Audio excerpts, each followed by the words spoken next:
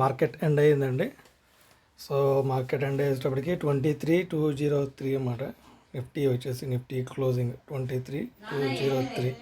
Okay, so nothing to worry, ఇంకా still ఇదే రేంజ్లో ఉంది.